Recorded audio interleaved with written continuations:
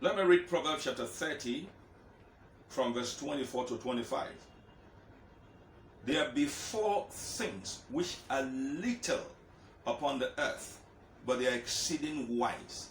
Notice you say exceeding wise is God that is giving us this understanding. The ants are a people, they are not strong, yet they prepare their meat in summer.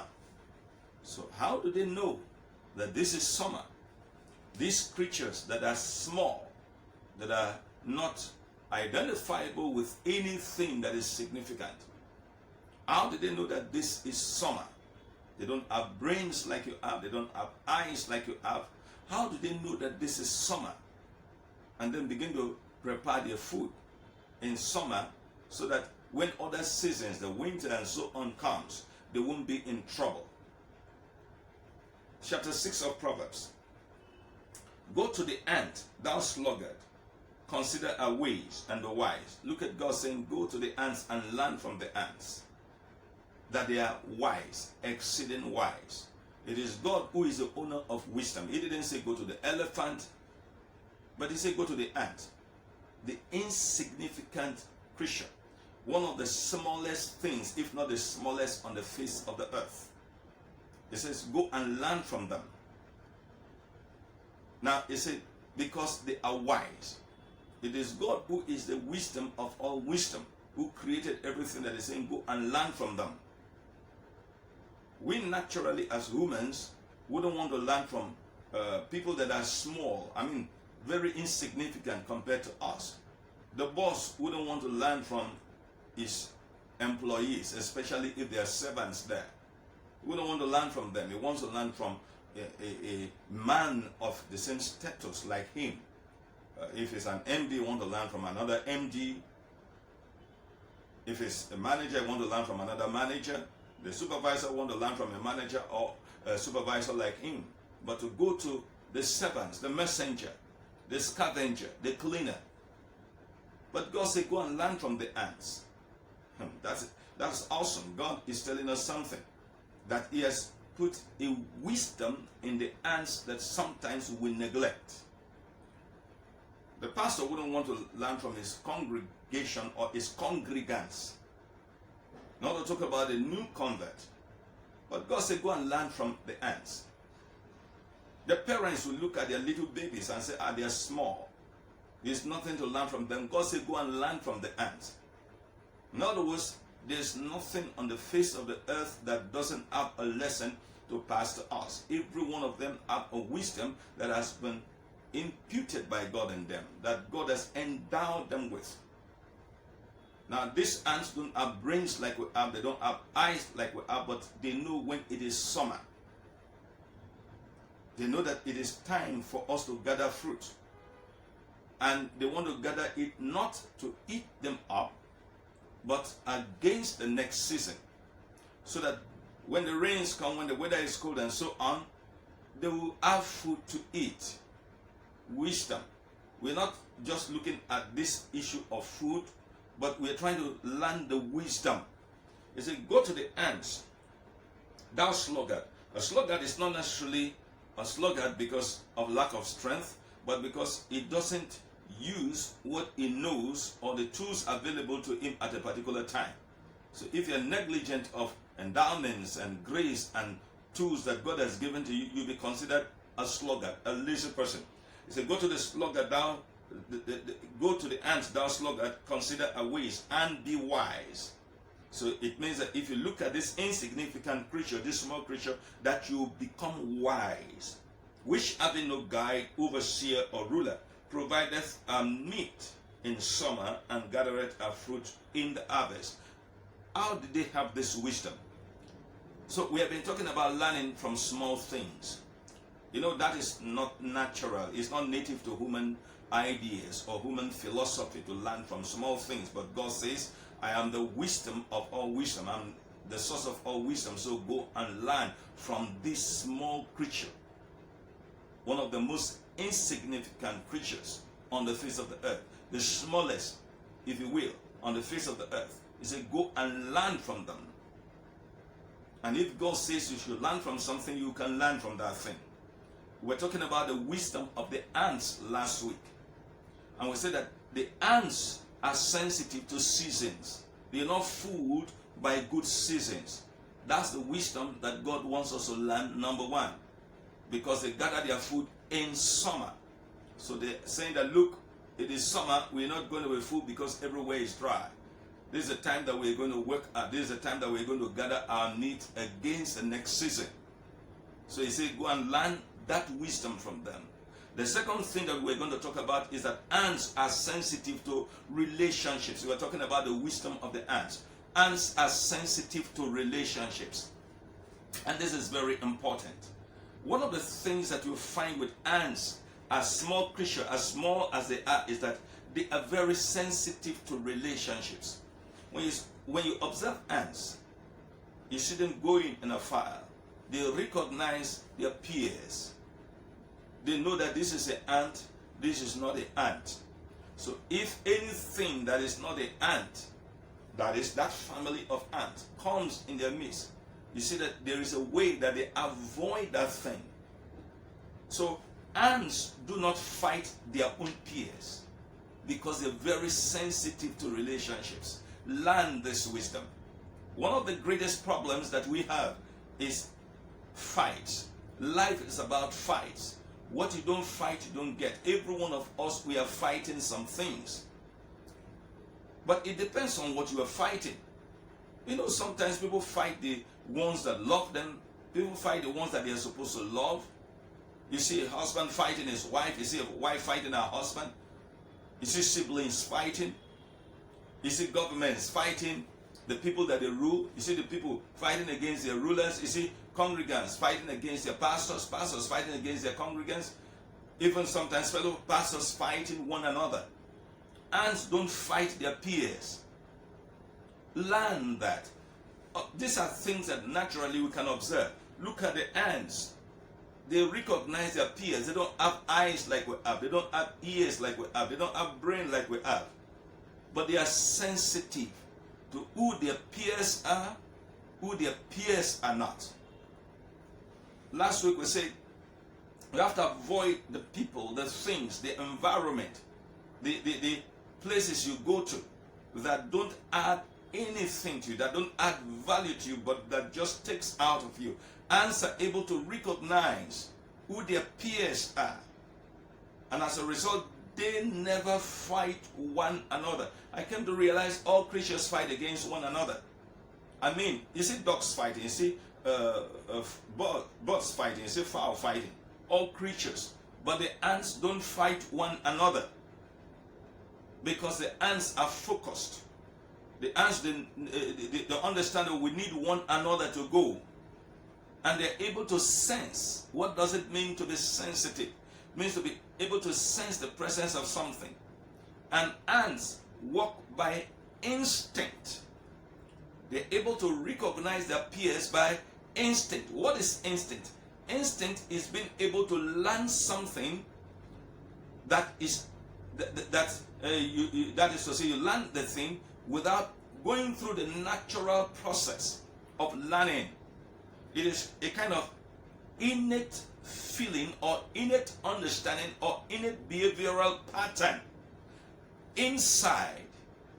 You know it from inside. We will be dealing with that issue of instinct later, because ants walk by instinct. That's the reason why, as ants are going in a file, they have a goal. They want to get somewhere. Every time you see ants going, they are going in file. They want to get somewhere. Ants, therefore, don't play with their time. To ants, time is very important. And so they will not spend their time fighting one another. If something ever intercepts, intervenes, or transverses their movement, they can scatter and come back or turn against that thing together. They'll fight against that thing together. But against one another, no. Observe the ants. As they're going, if for some reason some ants are coming this way, and these ones are going, and they happen to meet each other, there is a way they communicate and then move on. It's either they communicate and move back together, or they communicate and each go toward the direction that is supposed to get to. It is only humans that fight themselves. And so God said, go and learn from the ants. They don't fight their peers. They don't fight one another. They don't see one another as their problem. Even when they come headlong, they don't fight one another. Oh, God of heaven. And one of the things that waste our time is, number one, we have not redefined what our fights are. If you want to be like the ants, you need to redefine your fights. Every one of us have something we are fighting. What are the things that distract you? What are the things that take your attention from the business at hand? What are the things that command your distraction? So that instead of facing what you're supposed to face, you begin to struggle with other things. Redefine your fights. Know your fights. No, everybody has fights. But you must know your fights. You must know what you're fighting. You must know who you're fighting. You must know where you're fighting. And you must know why you are fighting your fights. Ants know why they fight their fights. And therefore, they define to themselves who to fight, what not to fight, when to fight, where to fight. You see that. But humans, sometimes you can see two adults fighting on the street, at the bus stop. Sometimes you see a husband and a wife fighting. You need to redefine your fights. Because one of the worst things that happen in life is wastage. And the worst kind of waste that takes place is the waste of time. As a matter of fact, in reality, nobody wastes time. You only waste your life. Time is always there. You don't have time, or you don't hold the time. You're only given the privilege of time.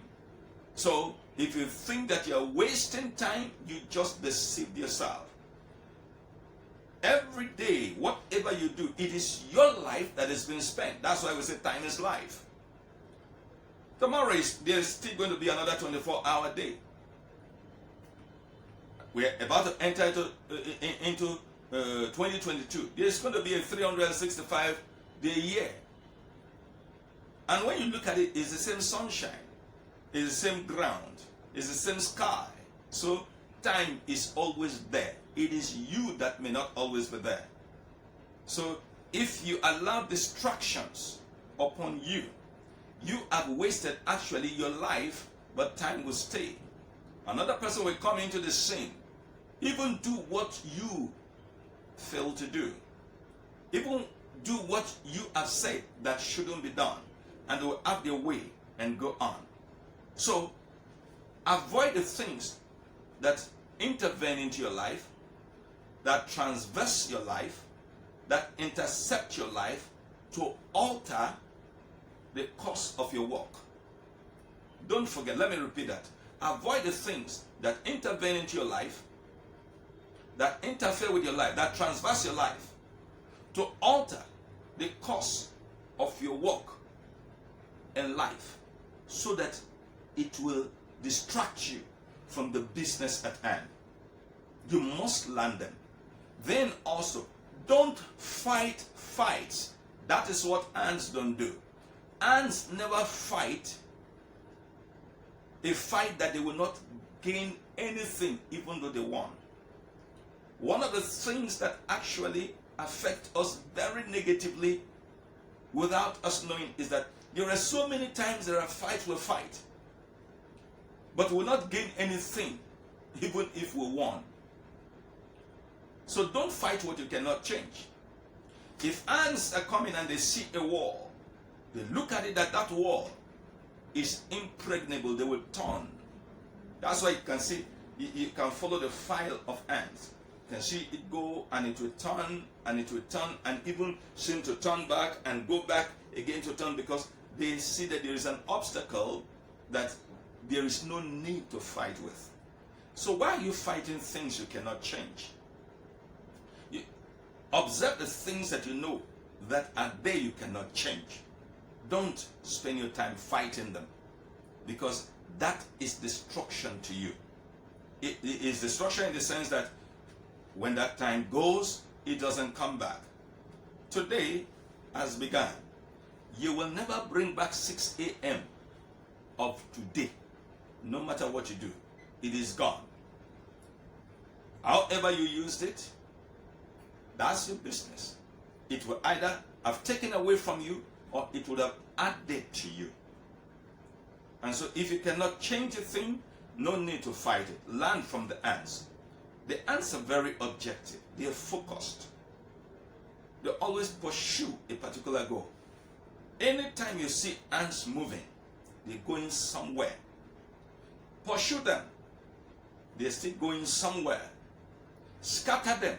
They're still going somewhere. Try it. Just scatter the ants. They will gather together. And they love their relationship. They love their company.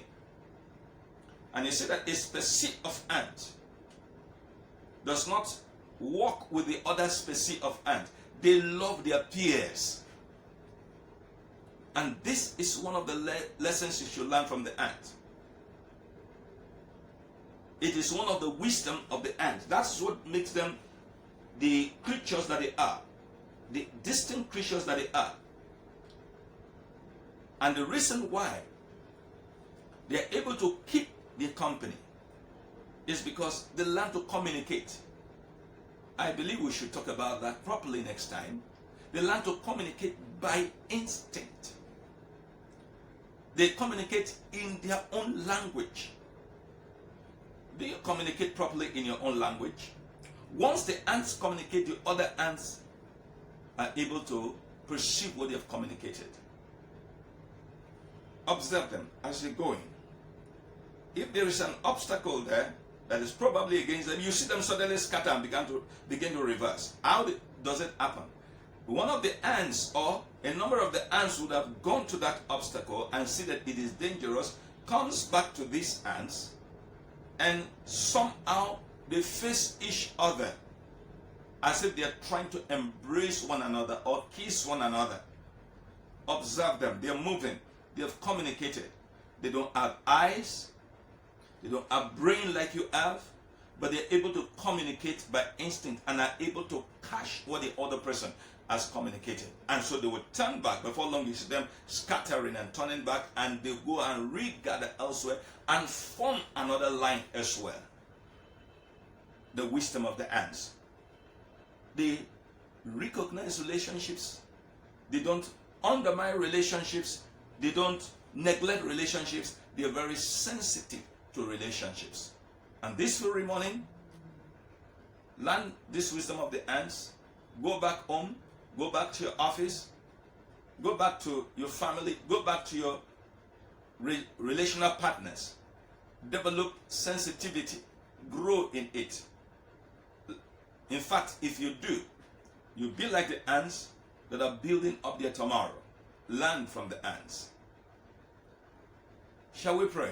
Father, Lord, I ask you